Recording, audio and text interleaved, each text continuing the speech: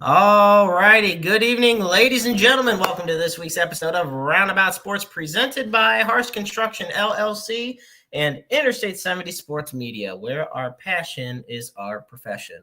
Thank you so much, folks. It is Wednesday, November 5th, 2025. I'm the maestro, Jeremy Carper, alongside my good friend and co-host, the one and only AB. AB, how we doing, man? Excuse me, sorry. I'm good, man. How are you? It is. It's been crazy. A crazy few days in the world of sports. I'm doing great though. I'm very happy, blessed. So I guess what I wanted. Well, first, of course, we got to get our usual spiel out of the way because why not? For those of you that don't know,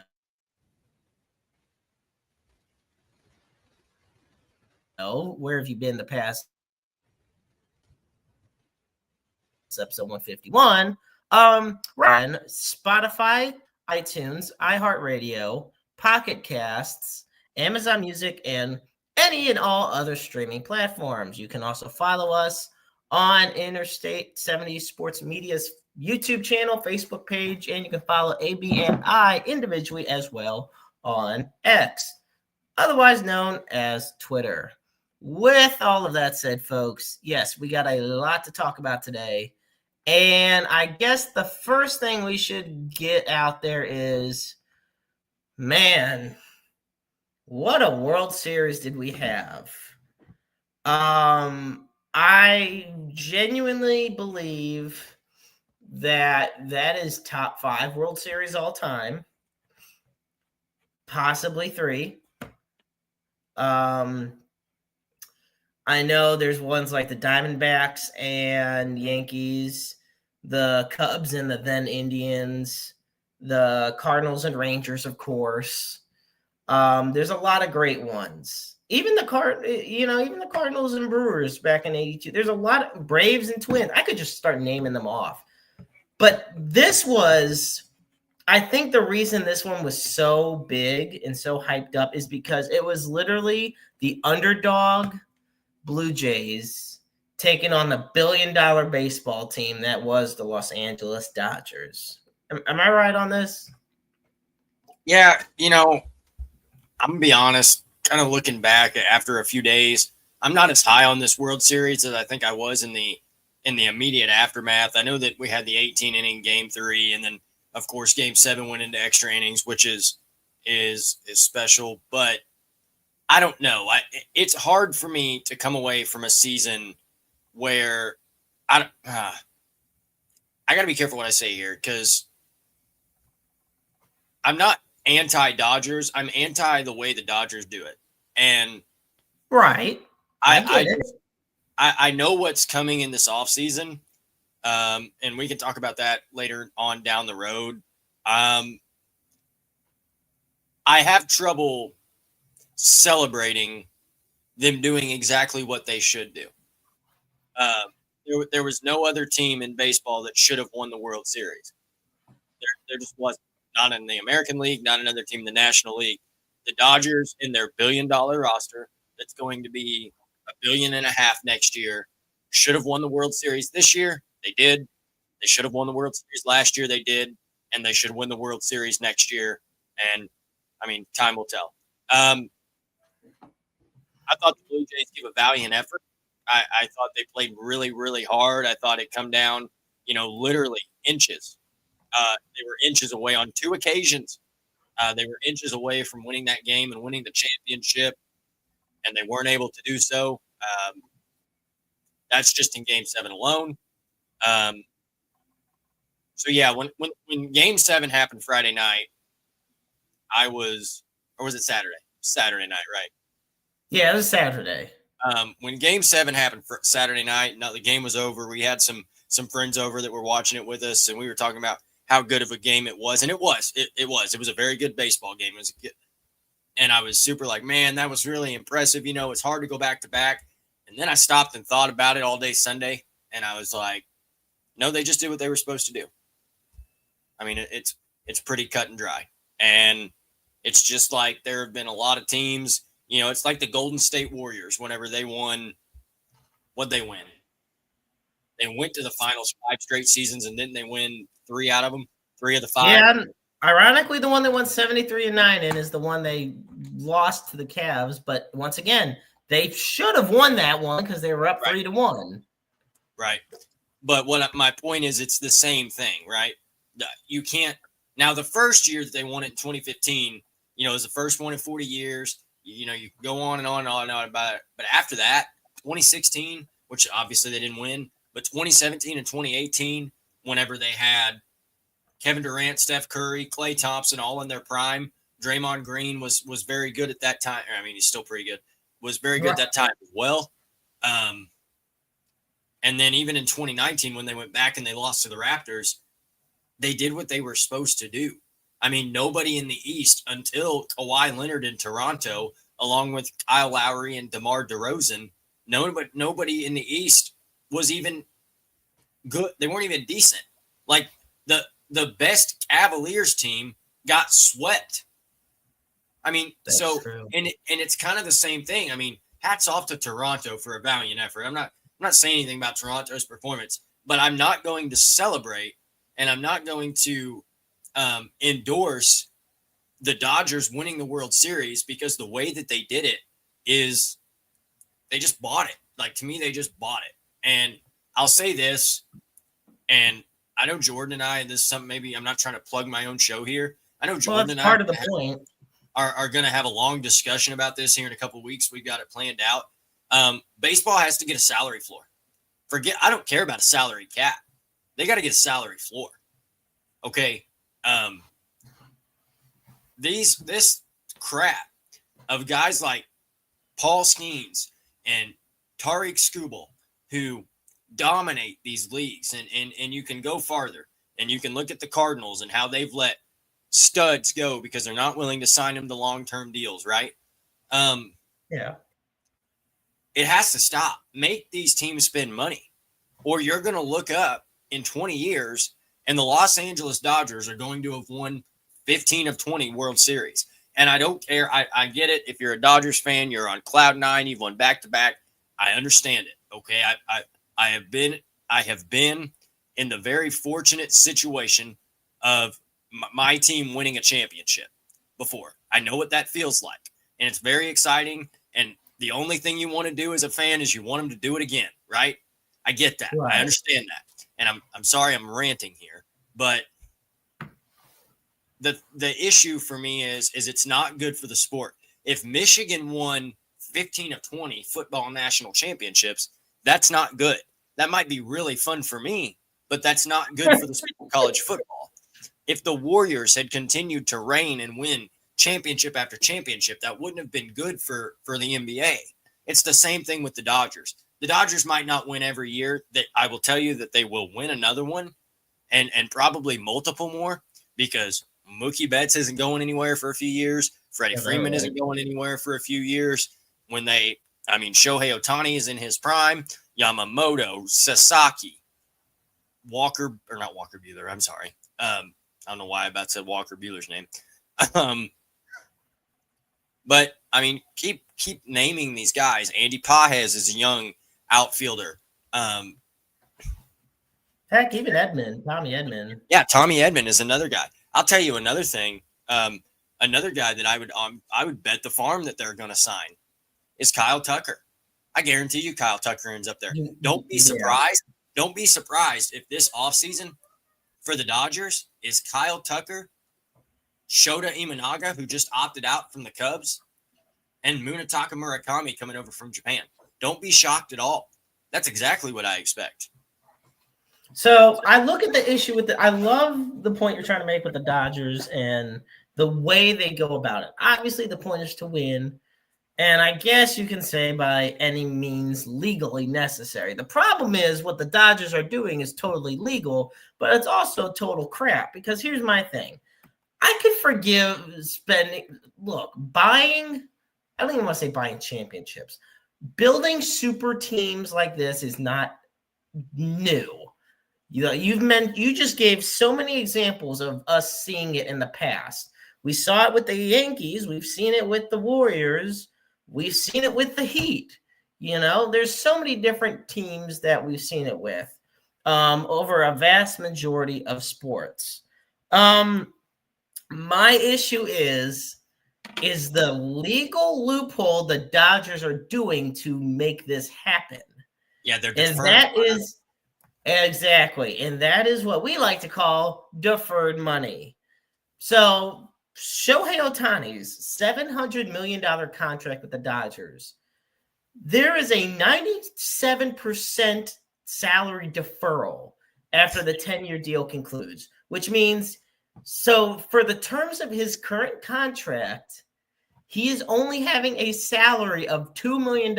You are paying Shohei Ohtani $2 million per year over the course of this contract.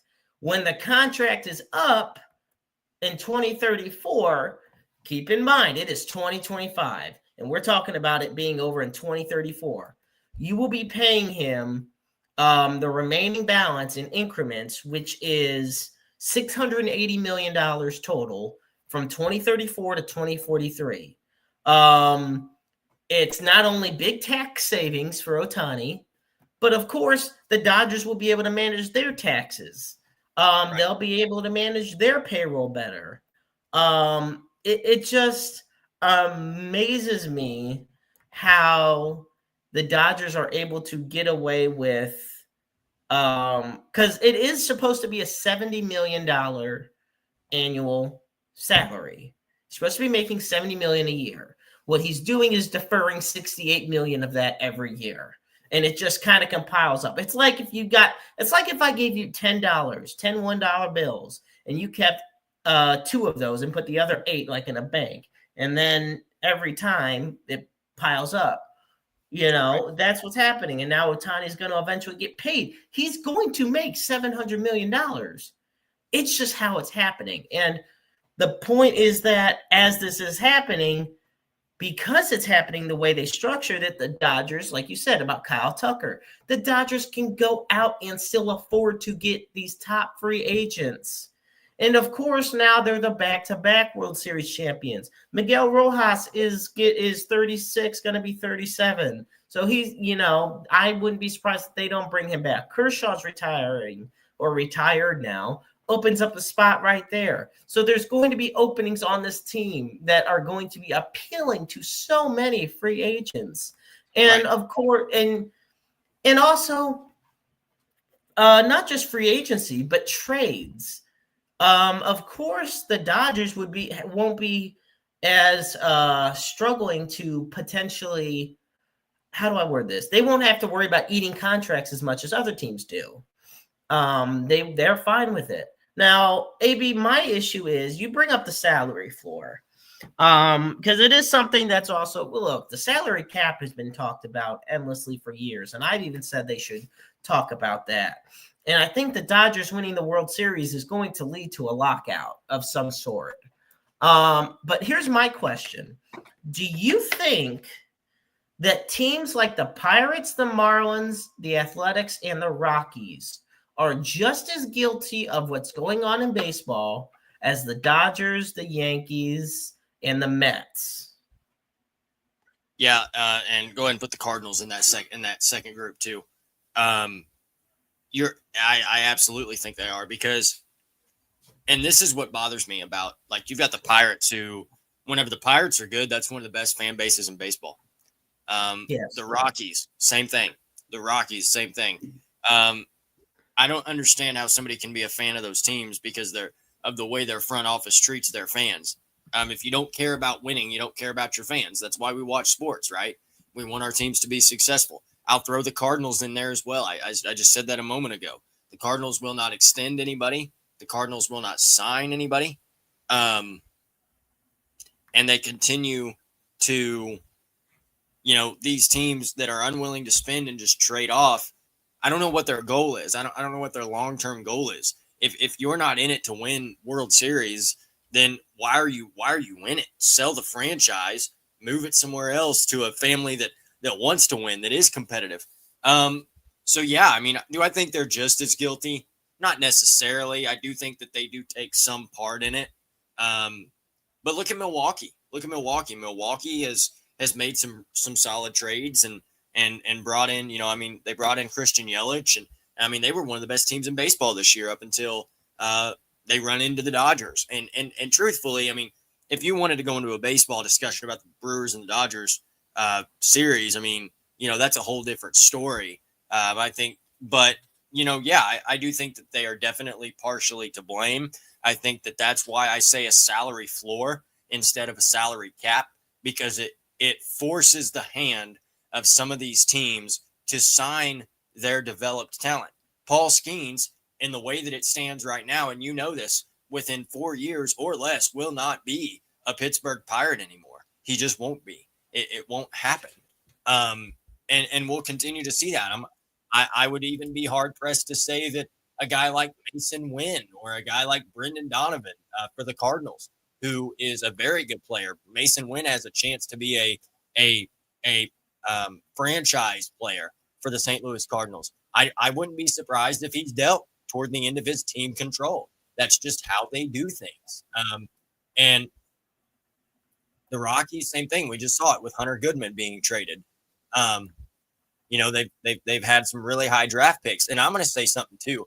If you don't give them a salary floor, stop giving them high draft picks. Stop giving these teams that are not going to invest in these picks.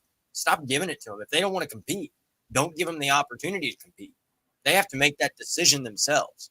And I think that part of that goes back to, with a salary floor, it takes a little bit of the decision out of their hands, because what I was trying to end on with the point a minute ago is sports needs parity. It needs parity. It's not good for the Dodgers to win the World Series every year. It's not good for the Chiefs to win the Super Bowl every year. I'm just going to tell you, and there's going to be a lot of Missouri fans get on my case. I don't care. It is so fun that the Chiefs are struggling to stay above 500 right now. That is like the greatest thing in the world to me. I don't like the Chiefs. There are a number of a certain, I shouldn't say a number. There are a certain type, a certain group of 2019 Chiefs fans that I'm not a fan of either. I think it's great for football that we don't know, the Chiefs are not going, probably at this rate, not going to go back to the Super Bowl. And I'm going to get absolutely destroyed on here. And I understand that. I'm taking the brunt of that. So don't direct your mean comments at Jeremy, Chiefs fans. Direct them at me. That's fine. But it's the same thing for basketball and the NBA. It's not good at the Lakers. What I'm trying to say is sports needs parity. And at some point, the leagues have to step up and try their best to help create that parity. Does that make sense? Yeah, it makes sense. And I look at, first off, we all know that, and I know we're going to talk about plenty of things that happen in football that could help with parity later on with the trade deadline. But, right now, as it stands, the Miami Marlins have the record for the lowest payroll for a World Series winning team. It was the 2003 Marlins at $49 million and the payroll. Now, to think that would be, and I'm not saying it's impossible today, but it is very unlikely. And okay, I get your point with the Chiefs and not knowing, like if the season ended today, the Chiefs would not be in the playoffs. The Chargers and the Broncos would. That in of itself is crazy to think about given the last 5 or 6 years. Yes, you want parity in the league. My issue, and to me, this is where baseball and football especially differ. And I'll try not to get too much into it. But I mean, actually, you know what? I can segue into the trade talk, because here's my thing. The NFL, people talk about teams that sell off great players to acquire draft picks. It doesn't happen really in baseball because it's like a 30-round base MLB draft, but it happens all the time in football. Now, you could have all the draft picks in the world you want. Look at the team that I cheer on. I know a thing or two about them having a bunch of draft picks and not doing anything with them. So here's my thing. You can have, and Steve White always actually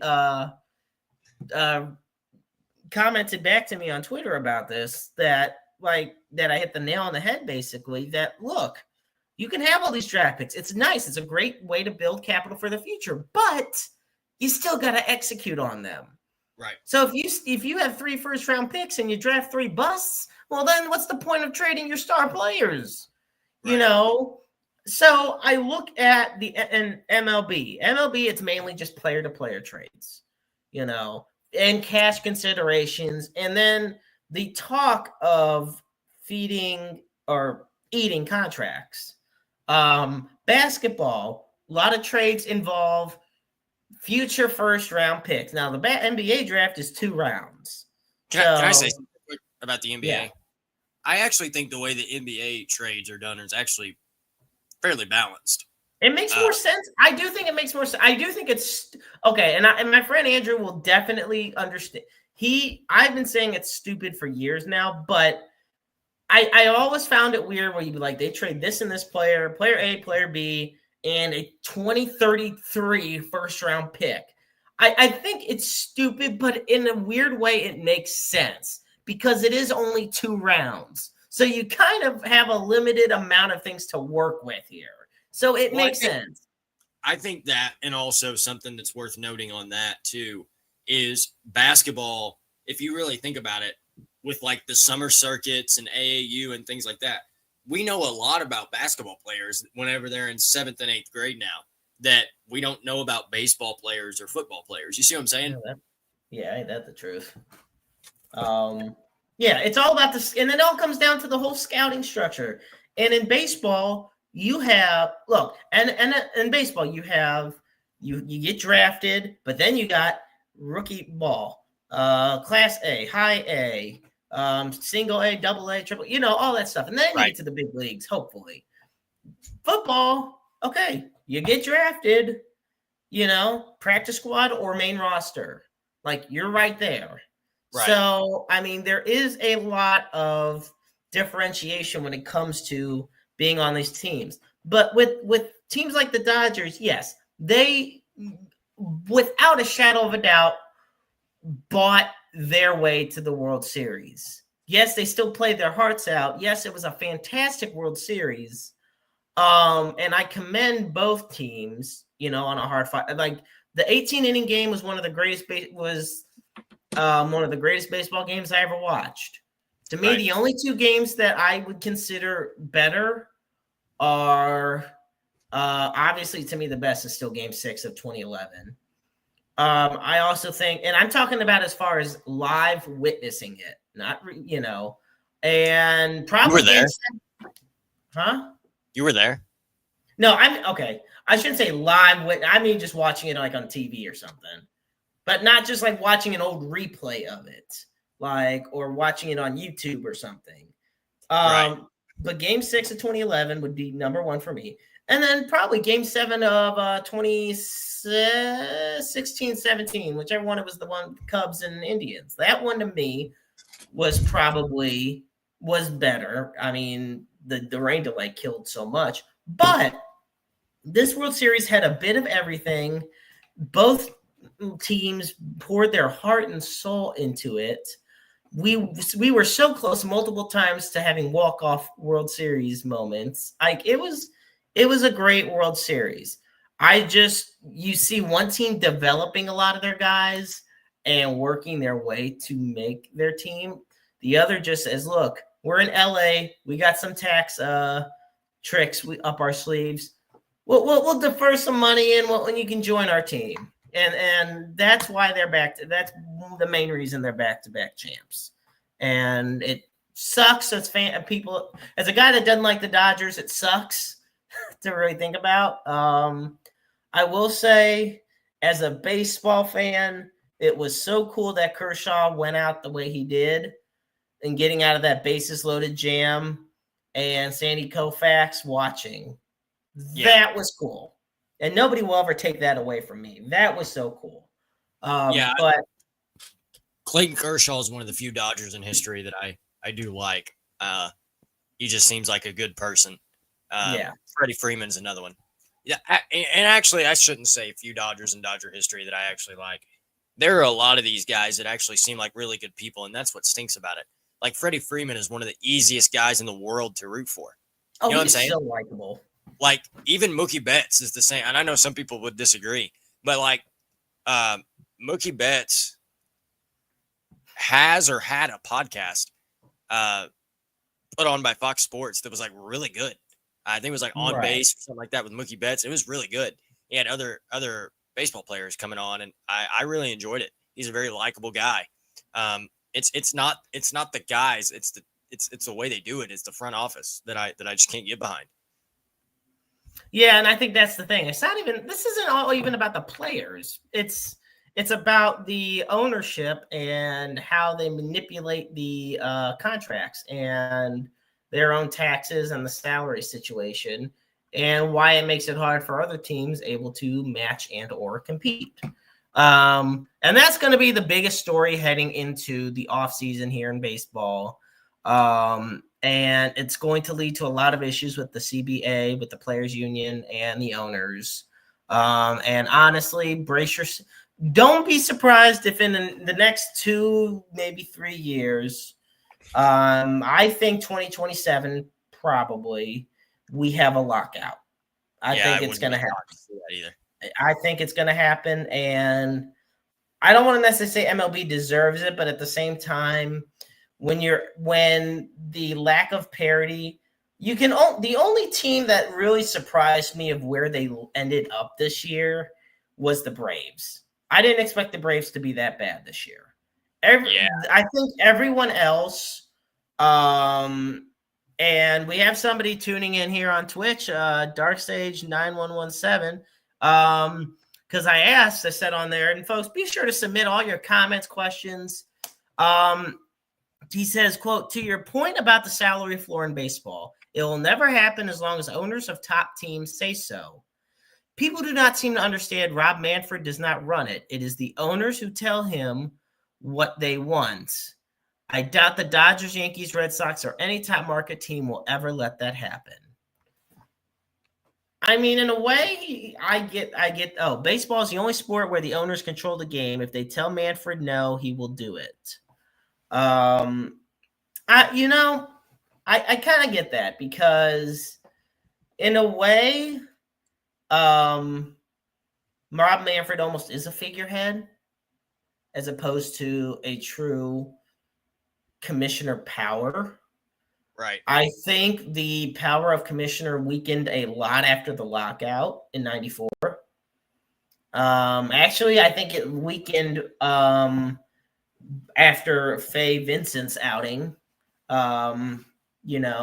For the longest time, the commissioner was the true Commissioner Landis, Commissioner Kuhn. Like these guys were the most powerful men in sports, arguably. Right. Even guys like Pete Rozelle in the NFL. But now it seems a lot of these commissioners serve the owners, as opposed to the owners having to report to the commissioner. Yeah, I would say the NBA is the exception. I think. Adam Silver seems to have things. I almost would give Gary Bettman the benefit of the doubt, which I don't say often because I don't think there's a big collusion type issue where he doesn't seem like a puppet. He just seems incompetent, and there is a difference. Like, he just does not seem like a very good commissioner, and there's a lot of proven points about that. But Adam Silver, honestly, a lot of people view him as the best of all the commissioners. Dark Sage continues here with, it is sort of like my issue with college football and the playoff committee. They don't like Ohio State because they're not the SEC, and you notice how they try to favor the SEC or Notre Dame in everything they do. But since OSU is undefeated if the committee says to rank them 1, the people on it will. I'll tell you this, the only way that Ohio State loses that number 1 spot is if they lose to Indiana. Oh, and to make you feel better, AB, he says, quote, I'm a Michigan fan, so I love how ESPN is not trying to hide their SEC bias. Quote, well, Alabama should be number 1, end quote. Yeah, no. Yeah, so I want to comment. I'm a Michigan You fan take the too. floor on that one. Yeah, I'm a Michigan fan too, so I appreciate that. Yeah, I mean, there's a few ways. I mean, to what you said, Jeremy, there's a few ways Ohio State can lose that number 1 spot. They lose to Indiana in the Big Ten title game. They lose to Michigan and Ann Arbor. He says one more thing, and before I go on, and he says, "I do not hate Ohio State because they're my basketball team." That's not how it works, bud. Sorry. No, I'm kidding. You're free to root, I guess, however you choose. That doesn't make any sense, but um, yeah, I'm a Michigan all the way, Michigan through and through. Um, but anyway, when you go to whenever I do agree with what you're saying about the SEC bias and things. Obviously, that's there. I will say Alabama is very good this year. I think Alabama is really really good. But you're absolutely right. Whenever you say that teams get punished if they're not in the SEC, so I'll go back to 2023 whenever Michigan was clearly, very clearly, the best team in the country, and it literally took like people were saying the morning of the bracket release, that was when it was 4 teams, that Washington should be number 1 over Michigan. And I'm gonna be honest, Dark Sage, I if you're still watching, I think that a lot of that is the ESPN or the Big Ten separating themselves from the ESPN on television rights. That's what I think. Um, he says he does have a question for us on the playoff. Feel free to ask it. I know this isn't. I mean, No, sorry, go for it by all over. means. I'm not trying to take over. I'd love to answer it. I think that Jeremy and I could both agree that the college side of things is more my expertise as to where he's more NFL and things like that. So yeah, if you have a question, feel free to ask it. But I do agree. I see what you're saying, and I do think a lot of that bias comes down to television rights and or not Michigan. Shoot, the Big Ten breaking away and going to Fox and going to CBS and NBC and getting out off of that ABC and Disney family of networks. Which, by the way, I would like to go ahead and add this. There's going to be a lot of SEC games that fans don't get to see this weekend. Yeah. Ooh. But guess what? Guess what, Jeremy? Guess what, Jeremy? Guess what, Dark Sage 9117? They're not missing a Big Ten game this weekend. That's true. Yeah, and I don't care what. Hang on, and while Dark Sage gets their question going, I want to say this because I'm going to go on this little rant for a second. I love how all these ESPN figures are out there trying to tell us to go to YouTube TV and tell them to put our channels on. No, this is strictly on Disney and their price hikes and them and their wanting to be all greedy about everything. Like, look, we already get it. You already have all these. You have your own streaming platform. We get it. You're going to be like, oh, well, if you don't do this on YouTube TV, we'll just pull the shows or the channels. Almost 10 million people missed Monday Night Football because of you guys. It's incompetent. It frustrates me. Dark Sage has their question, so we're going to get this, and then we're going to move on to my favorite segment. But first, let's see what Dark Sage has for us. It says, Go ahead. It says, I am curious how you see them handling the service academies if such a situation ever arose there that they could make it. I have great respect for Army and Navy as teams, even though they will probably never win the Natty again. I am genuinely wondering if they were undefeated and ranked, would they make it, or would the NCAA find a way to not include them because, well, the service schools are not good like the top teams. Personally, as a fan, I want Army and Navy both to make it someday, because for me, I would love to see them play for a national championship. So I think if you're talking about them playing each other, that's impossible. Well, I shouldn't say that's impossible, but it's almost impossible because they play each other in the regular season, and both of them are probably never going to make it. I don't agree with that necessarily, but I don't think that there would ever be a year that they both make it. Now, I do believe that if Navy more so than Army, I'm sorry, I know you're an Army fan. I think Navy more so than Army because Navy plays Notre Dame most years. It always seems to me like Navy has a little more of a challenging schedule than Army does. I do think that there will be a year that they make or I almost said make the NCAA tournament, make the college football playoff. And I think I've always kind of lived by the old adage, all you have to do is get in and see what happens. So no, I do think that if either of those teams ever finish the season undefeated, especially 12 team, and even more so if we go to 14, like they're discussing, I definitely think it's possible for Navy and Army to make it. I think if I'm not mistaken, Navy is 6-1 this year. Let me check that. I don't want to lead you astray there. I believe they're 6-1 this year. Yeah, they're first in the AAC, and they're 7-1 overall, 5-1 in the conference. Army is currently 4-4 and 2-3 in the conference. Okay, so here's the problem. So they're going to play Notre Dame in South Bend on Saturday. That's going to make Navy 7-2. The problem is that loss to North Texas, who is also that's a conference game, and they've got to play South Florida as well, and Memphis. They have a gauntlet of a schedule before, of course, Army and Navy game. So do I think this year they're going to get in? No. Do I think that it's possible? Yes, absolutely. I think it's possible. I think it's possible for them to get in. Army, Jeremy, correct me if I'm wrong. Army is not affiliated with a conference, correct? They are in I believe I thought they were still in the AAC with Navy. They're not. Oh, interesting. Yeah, they are.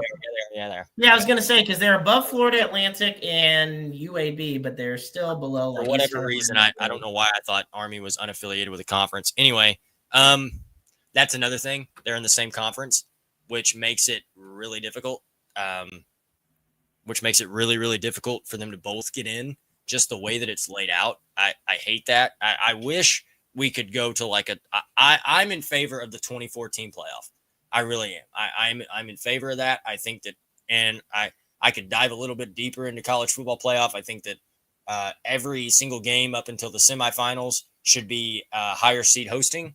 And then you should have like a rotation between the Cotton, Sugar, Fiesta, Orange, Peach Bowl for the semifinal games every year. And then the national championship should be played in Pasadena every year. I know that's completely irrelevant to the question that you asked. So yeah, I guess to wrap all of that up, I know I said it. I know I kind of rambled there. Do I think that Army and Navy will ever play for the national championship? No. Do I think that Army and Navy both make it in an expanded playoff? Yes. Do I think that the way that the playoff is or set up now, could they both make it? No, because unfortunately only one group of 5 team can go. Okay. I want to say, to get this last college football thought out there before we go to our next segment, it breaks my heart in a way that Missouri State can't play in the conference title game or be bowl eligible this year, because guess what? Right now, they are 5-3 overall, 3-1 in Conference USA play. Right now they're 3-1 on the road and 2-2 at home. Great job to the Missouri State Bears for really showing they deserve to be at the big dance. And of course, next year they'll be bowl eligible and they can play in the conference title game and everything. But it's a breath of fresh air. Meanwhile, Delaware is down at 4-4 and 2-3 in conference play. But I'm just happy for Missouri State. I just have to say that. I'm happy for Missouri State, and I would like to add to that. I think it's an absolute travesty that whenever teams move up, they're not immediately eligible for the tournament. I think that's horrible. Whether it's college football, college baseball, college basketball, it doesn't matter to me. I think if they have the guts and the cojones to move up a level, knowing the difficulties that come with that, they should be able to, if they earn it, to get into the NCAA tournament, to get into the college football playoff, to play for conference titles, to go to bowl games. I think that it's an absolute travesty for that to happen. There was a basketball team a few years ago, and I wish I could remember who it was. They won an insane amount of games, but they were ineligible for the tournament.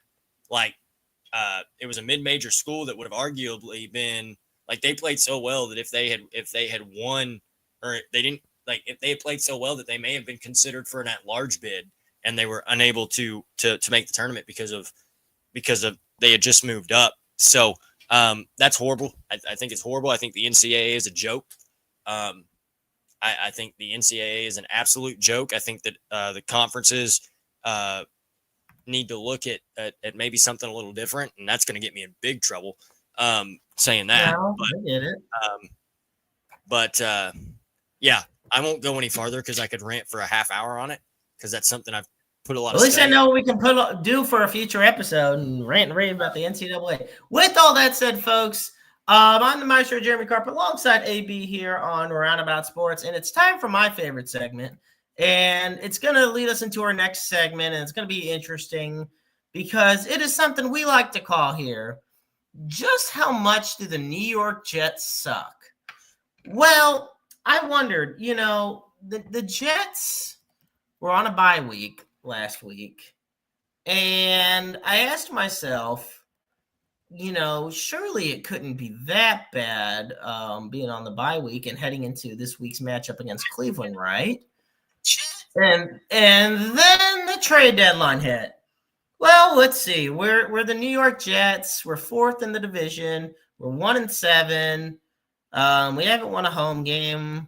Yeah, what the hell? Let's just trade Sauce Gardner and Quinnen Williams. What? Wait a minute. Now, this leads me here on just how bad the New York Jets suck into our next segment about the NFL trade deadline, because this is where what I talked about earlier in the show about just because you accumulate draft picks, you still got to execute on them. This is the thing. So the Jets, for Sauce Gardner, they traded him to their star corner to the Colts. Now, first off, this means, the Colts are going all in, first off. Second off, this means that, the Jets signed Gardner to a 4-year, $120 million extension this past May. And yet you're trading him? That don't make sense to me. But then you get 2 draft picks, 2 first-round draft picks, mind you, and Adonai Mitchell, the young wide receiver, who up until a couple weeks ago was the only reason the Colts had a loss. Now, the Jets have 3 first-round picks next year. But wait a minute. It doesn't stop there, because less than an hour later, the Jets traded Quinnen Williams to the Cowboys for a 2026 second-round pick, a 2027 first-round pick, and defensive tackle Mozzie Smith.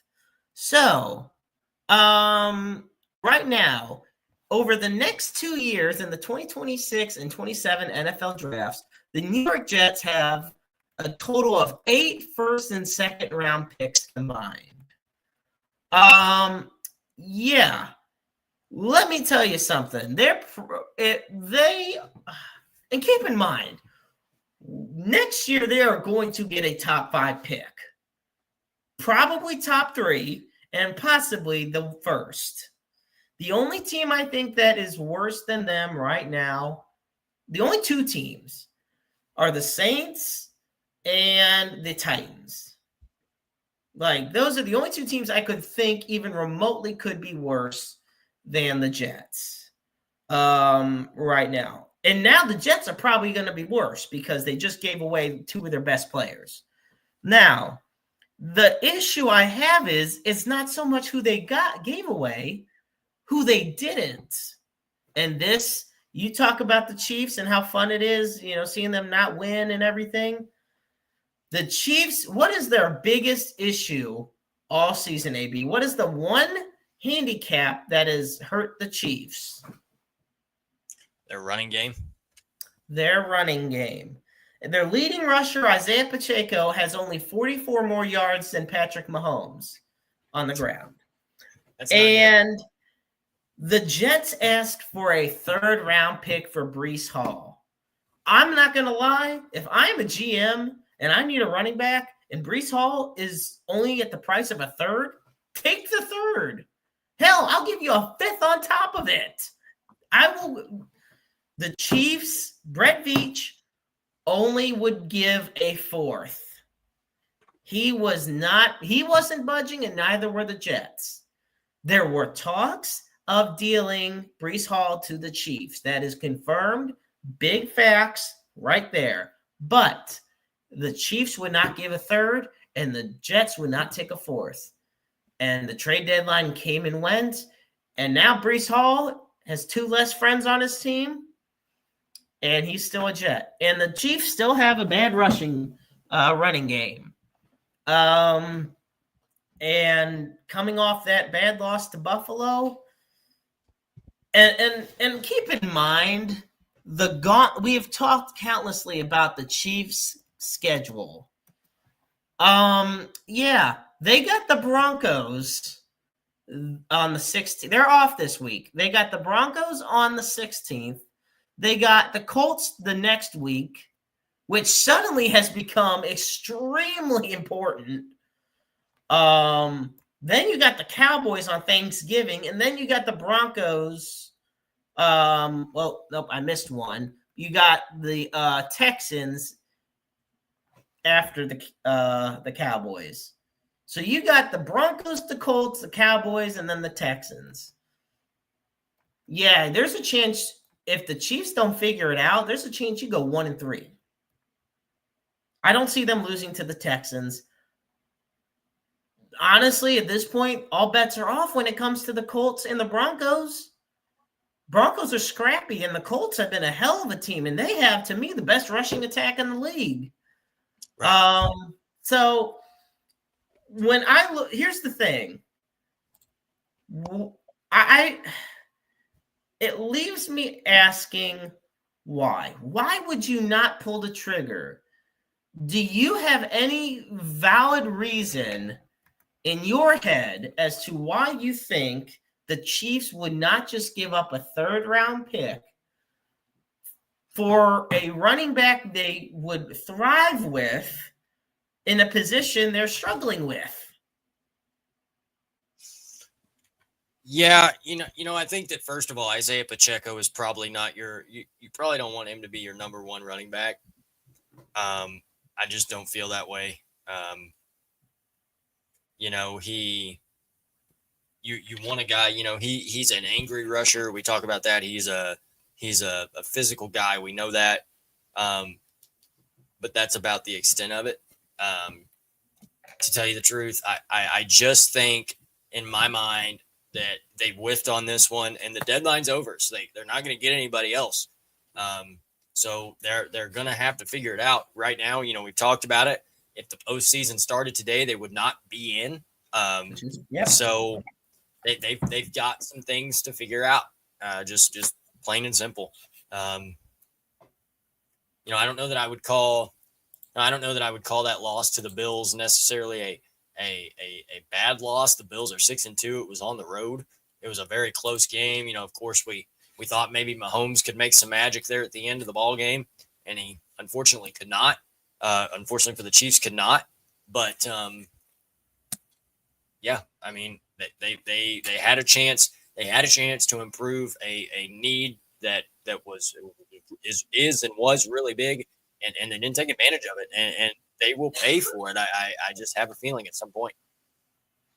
Yeah, I think this is going to come back to bite that, because right now your running backs are Isaiah Pacheco, Kareem Hunt, Rashard Smith, and I believe Clyde. Well, sorry, hang on one second. There. Yeah, Clyde Edwards-Helaire. So, and he was placed back on the practice squad. So right. It's not the prettiest of rooms. Now, of course, their pass catching room is as dangerous as ever. You got Rashee Rice, you got Xavier Worthy, Hollywood Brown. Of course, Travis Kelce and Noah Gray handled the tight end work. I mean, we're not saying, this is not us folks saying they're not a dangerous team. The Chiefs are, it's not over till it's over. But the problem is they just failed to capitalize on their biggest Achilles issue, and it was a prime opportunity. There was some very interesting moves here. And I know the Jets were definitely the biggest. Here's the thing. Do you consider the Jets the biggest winners of the deadline for the trades or the biggest losers? I think the biggest winner by far is the Colts and picking up Sauce Gardner.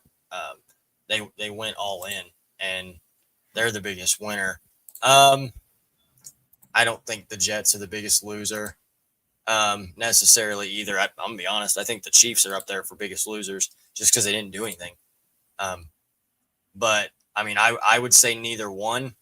That's not really the question you asked. No, you're good. I would say neither one. But that's just my opinion. No, and that's fine. And I look at some of the big winners and losers. I think one of the winners is definitely the Colts and Sauce Gardner. The Seattle Seahawks, to me, are also another one. Rashid Shaheed is another. Being dealt to Seattle from New Orleans is a huge boost for him and the team. I will also say this is what's funny. I look at here's another team I do think is a loser. That's the Cowboys. And I'm going to tell you why the Cowboys are, to me, one of the biggest losers of this. Because you have Jerry Jones that gave away his star defensive player, Micah Parsons, before the season began. And everybody was bashing him for it. So, what does he say heading into the trade deadline? He goes, hey, we've just made a trade. We just acquired a big-name defensive guy. And we're like, okay, who could it be? I'll be honest, I was like, did the Cowboys just get Trey Hendrickson? If they did, kudos to them. I was half right. They got a Bengals player, but they got Logan Wilson, 4th, 7th. Now, you're the Dallas Cowboys, and you got the second worst defense in the league, and you're trying to upgrade your defense, so you're going out and getting a player from the worst defense in the league. It makes no sense. They just get no pressure at the front. And Jerry Jones is so delusional. It has become comical that he thinks it's like he's having the fortune of playing in a beat up division. I'm going to be honest. Jerry Jones is lucky Cam Scatterboot and Jaden Daniels got hurt. And because the Giants had some red hot momentum with the Cam and Jackson show. And, when Washington's healthy, they're a great team. The problem is they haven't been healthy at all this year. Right. And Dan Quinn basically killed his quarterback on Sunday Night Football. So we saw what happened there. I will tell you, folks, arms are not meant to snap backwards like that. So I look at some of the other winners and losers of the trade deadline here, and the Jets fans are losers here in the sense of now not only do they have to watch a bad team, but they have to watch a bad team without 2 more of their star players. Right. Like, because now you got Garrett Wilson and Breece Hall. Well, okay. Oh, I almost forgot. Quentin Williams, their all-pro linebacker, lost his starting job today. I'm telling you this right now. Quinshon Judkins on the Cleveland Browns has to feast this Sunday when the Browns face the Jets because there is nobody on that defense. Like, It is amazing to me. And the Jets are in full rebuild tank mode right now, as they've clearly shown. Now, this is going to go one of two ways. I do think the winner-loser thing for the Jets as a team is dependent on if they capitalize on these picks. If they get the key pieces they need to make this team a playoff caliber team, by all means, they won. If they blow it, like they have all too many times before, well, then, it's the Jets. But they do have a chance. You got 8 first and second round picks over the next 2 years combined. You have to, you have to capitalize. Right. Do something. In fact, I'm going to say this. Give Justin Fields the help Chicago never gave him. Give him a line. Give him a big offensive line. Give him more receivers. And I guess now I got to say it, give him a defense because, you don't got one now.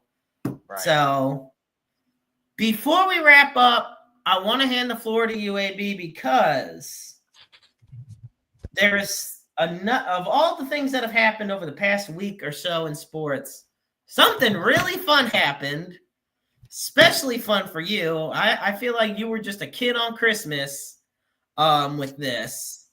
And I want you to also tell us more about the new show that you got, or I guess you say the current show that's being turned into a new show. But I'm just going to hand you the floor and explain it all because this is where you thrive the most. Yeah, obviously everybody knows, Monday night was the opening night of college basketball season.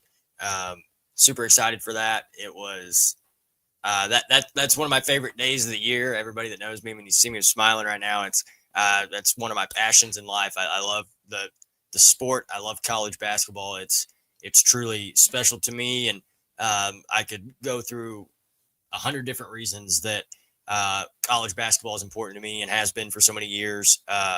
And I love any chance that I get to talk about it, whether it's, in a place like this where I'm talking to, fortunately 68 people right now, which is awesome. By the way, I want to thank everybody that's watching right now. Or if I'm just talking with a buddy or annoying my wife, that's kind of something that I'll talk to her about it. And she likes to make it known that, she does not watch college basketball. And it's fun though. It's a lot of fun. I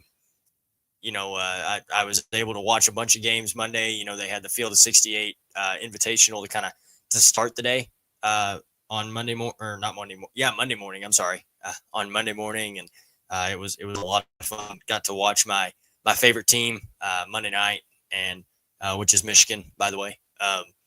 And that was a lot of fun, but really just soaking up all the college basketball this week and a lot of the great games that happened in the first couple of weeks to month.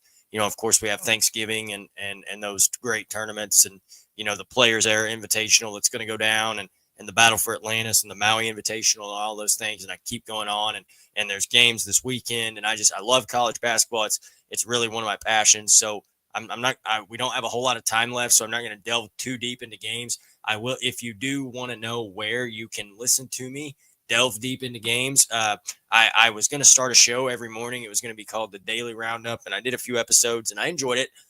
Don't mistake me there. About a lot of different sports, but I really think that after talking to Jeremy, that's where I thrive. Is college basketball, and I don't say that arrogantly. So I hope that you don't take it that way.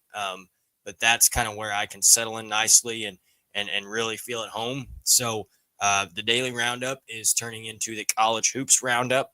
You can find that everywhere. You can find Roundabout Sports. You'll be able to find it on Facebook, YouTube, X, all of the podcast outlets every morning, 9:00. It's going to be sometimes it might be live, sometimes it might be pre-uploaded. We'll see kind of how that goes. And also we'll have some special episodes, some special live streams and things of that nature. So yeah, it's really exciting. I'm happy for it. I plan to launch that Monday. So this coming Monday, it's Wednesday. I don't know what the date is, on Monday off the top of my brain. But I plan to launch that on Monday, and I'm very excited. If Jeremy wants to come back in here, I will. Oh, I'm here. Fantastic. I'm Shut excited up for now. you too. No, you're good. We're going to wrap it up, and I want to talk about our proud sponsor, Harsh Construction LLC. Harsh Construction LLC, with over 50 years combined experience in home remodeling and construction and landscaping. Be sure to call for a free quote today at 618-363-9818. That is Harsh Construction LLC, one of the premier construction and remodeling businesses in the bi-state area. And as always, you can find Roundabout Sports on Spotify, iTunes, iHeartRadio, Pocket Casts, Amazon Music, and anywhere else you stream your platforms. Be sure to follow us on Facebook, X, and on the official Interstate 70 Sports Media YouTube channel. And of course, we end the show by putting up the NAMI helpline. And for that, you dial 1-800-950-NAMI. That is 1-800-950-NAMI. The National Alliance of Mental Illness, or the National Alliance on Mental Illness, is the nation's largest grassroots mental health organization dedicated to people who struggle with mental health issues, as well as their families involved also. And of course, you can call the Suicide and Crisis Lifeline if you so need to. For that, you dial 988. The line is open 24/7, 365, 366 on leap years. Understand you're never alone in this world. There is always somebody out there who loves you, who cares about you, who wants nothing but the best for you. There is always somebody out there who is struggling. We're all struggling in certain ways, shapes, or forms, and your feelings are always valid. And I never want you to feel that they're not. You always matter. Your struggles just don't have to be faced alone. You are just a phone call, a text message, an email away from the life saving moment that you might well need. And you could be the listening ears and watchful eyes for somebody else in need as well. As always, I want to thank my dear friend, AB Austin Bradley, for joining me and being the amazing friend and co-host that he is here on Roundabout Sports. Be sure to check us out next week. But until then, I'm the Maestro Jeremy Karp. And remember, life is a book full of empty pages just waiting to be written in. Make your lives worth reading. Good night, everybody. And we'll see you next week.